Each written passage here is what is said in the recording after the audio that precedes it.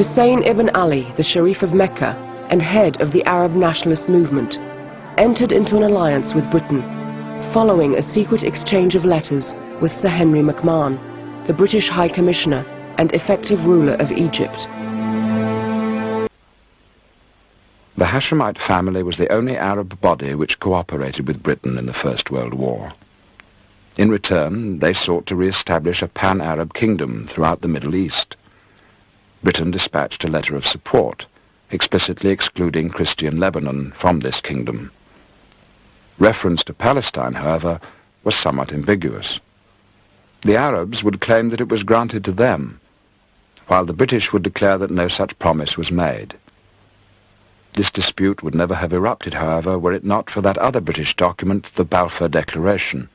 In the McMahon-Hussein correspondence, which are 10 letters between 1915 and 1916, the British did promise Sharif Hussein at least sizable parts of what we now call the Arab East, yani Greater Syria plus Palestine, plus, of course, the Arab Peninsula, and what later became Iraq.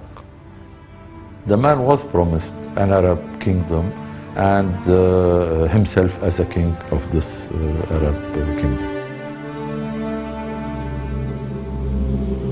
One possible line of reasoning which led to this British action is explained by the man whose name is most often associated with it, T.E. Lawrence, otherwise known as Lawrence of Arabia. We could see a new factor was needed in the East, some power or race which would outweigh the Turks in numbers, in output, and in mental activity. Some of us judged that there was latent power enough and to spare in the Arabic peoples, the greatest component of the old Turkish Empire. British support was important, probably decisive in launching the Arab revolt and supporting King Hussein. He needed arms and ammunition, and he needed advisors, and he got both. And here where you get important figures like T.E. Lawrence, who was an advisor for the armed forces, because the Arabs at the time didn't have the material power to launch a war against the Turks. Arab nationalists also supported Sharif Hussein, believing that with British support he would be able to break Ottoman rule. Sharif Hussein began to plan his revolt. The nationalists began to plan for a new government to ensure that they would share power with Hussein, and the British began to plan how to control the Arabs. On the 10th of June 1916, Sharif Hussein declared a war of independence by symbolically firing a rifle at the Turkish barracks in Mecca. The Great Arab Revolt had begun. Prince Faisal, the third son of Sharif Hussein, was in fact the real leader of the Arab Revolt, as his father was too old to fight. Faisal's forces were limited, mainly composed of Bedouin warriors who conducted guerrilla operations, targeting Ottoman supply columns, attacking garrisons, and destroying railroad tracks.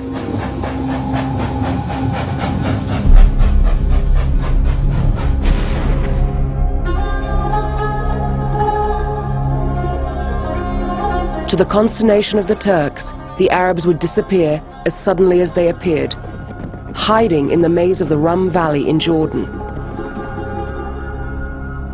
T.E. Lawrence, known as Orenz to the Arabs, is everywhere here. A water spring is named after him, and there is a carving of his head on one of the rock faces next to Prince Abdullah, Sharif Hussein's son and later King of Jordan. Lawrence's main role was to help Prince Faisal plan raids, in line with British strategy. He later wrote about his involvement in the Arab Revolt in a memoir entitled The Seven Pillars of Wisdom, named after a rock formation in the Rum Valley.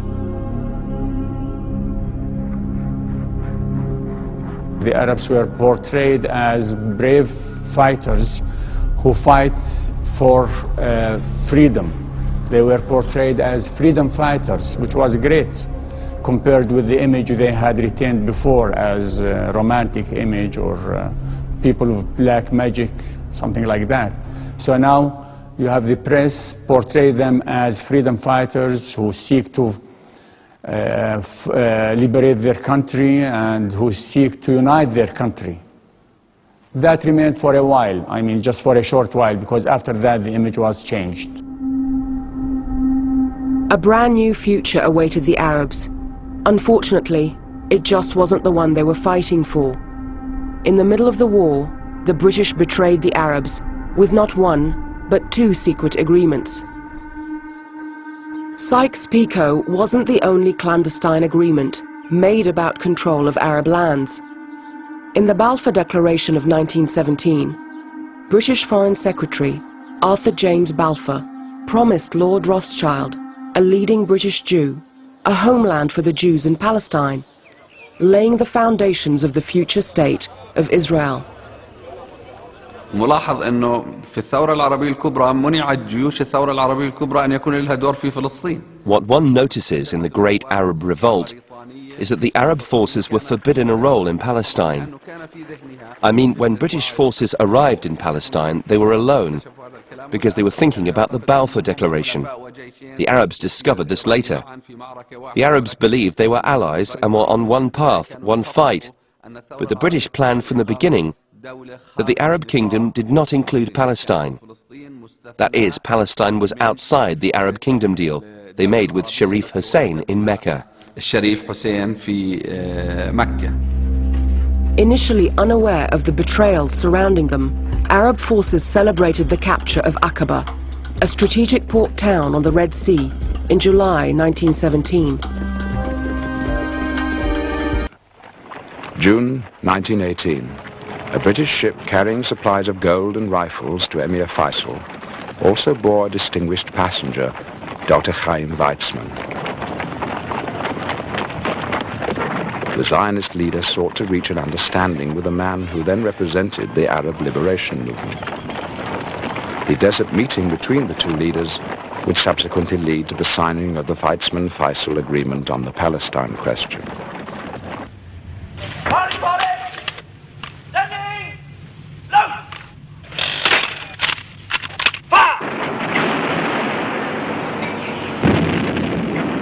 On September 19, 1918, the war in Palestine flared up.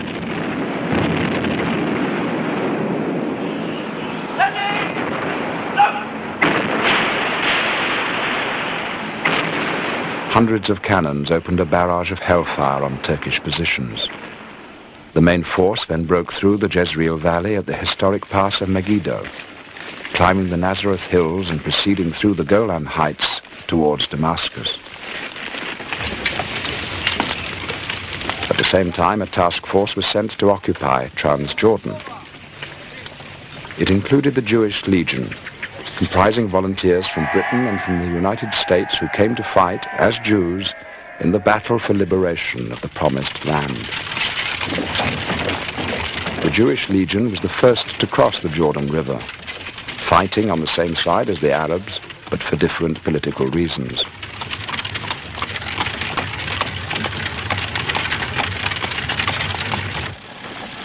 The immediate Turkish surrender in Transjordan opened the road northward to Syria.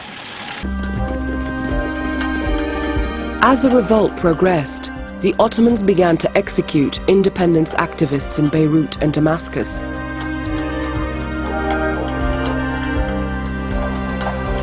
But in October 1918, Prince Faisal and Lawrence entered Damascus.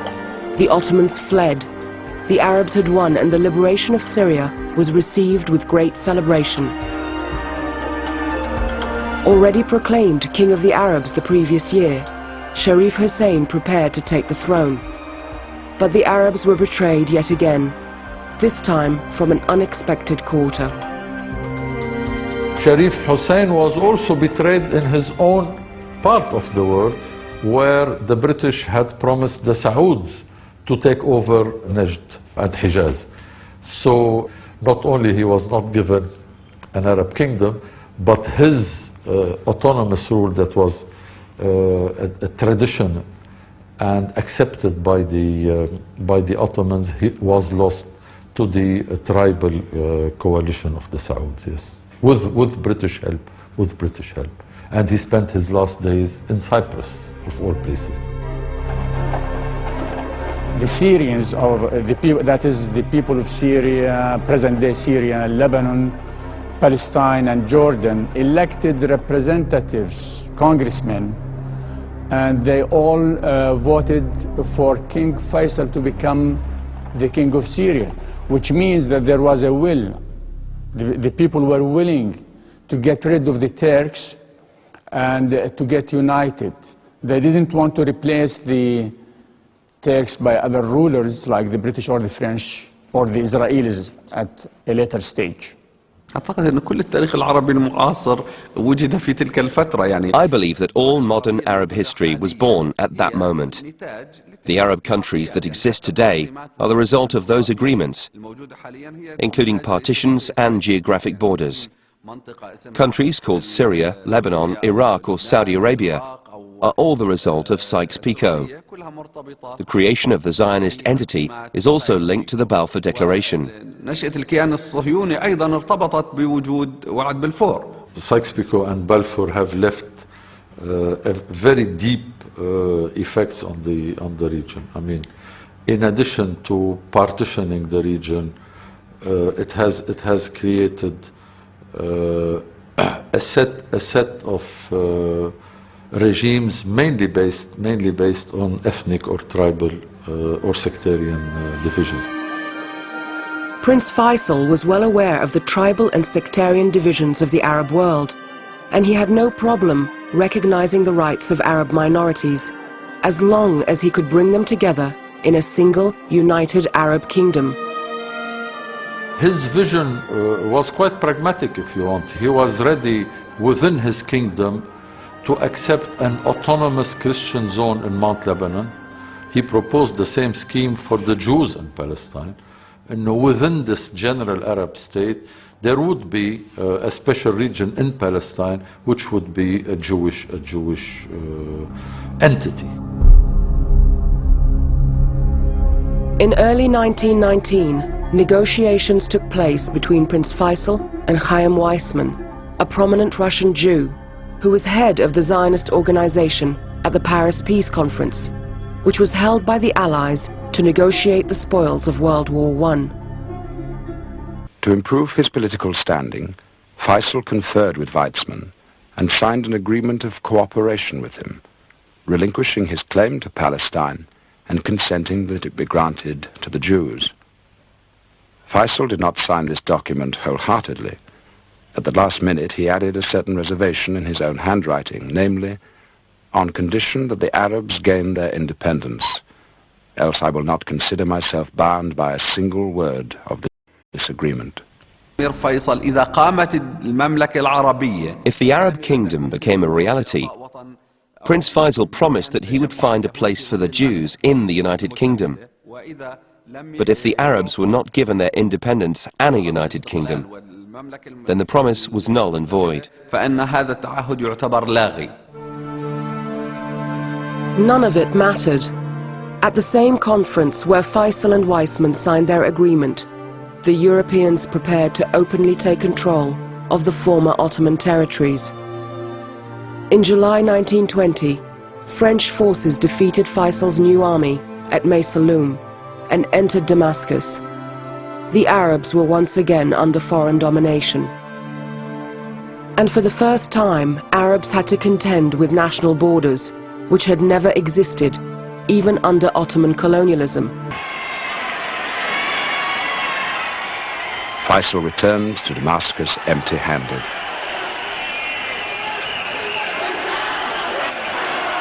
When the news came that the French intended to expel Faisal from Syria, as he was too pro-British for their tastes, his Syrian and Palestinian supporters decided to launch a struggle.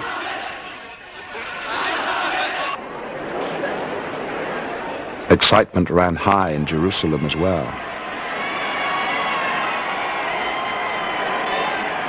In 1920, as the Nebi Musa festival procession left the Temple Mount, cries of "Long live King Faisal" and "Death to the Jews" could be heard.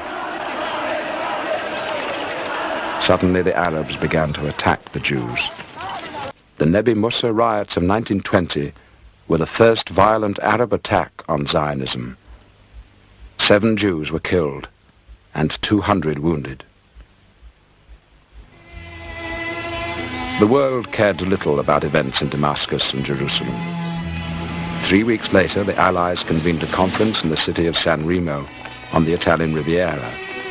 Here, representatives of the great powers were to sign an agreement for partition of the Middle East.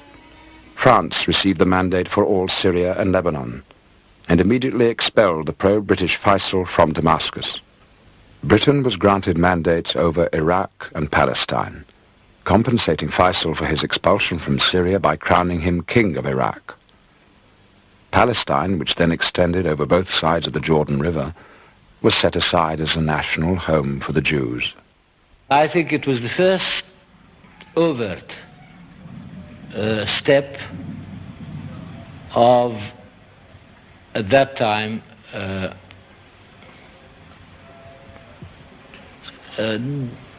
putting an end to Arab dreams of unity with Damascus as the capital, reviving the glory of the Umayyads and so on. Yes, I think it was a very, very crucial event. Perhaps from then on it became not a political problem, but political problems with particular problems in each sector of the Arab world. It was the beginning of fragmentation, if you want. The dream for Arab nationalists of unity and Sharif Hussein's vision of a united Arab kingdom ruled by an Arab caliph, a descendant of the Prophet, lay in ruins. But unbeknownst to either the Arabs or the colonists, the end of the First World War was also the beginning of the end of old world empires. New and powerful ideologies were on the rise, set to change the world forever.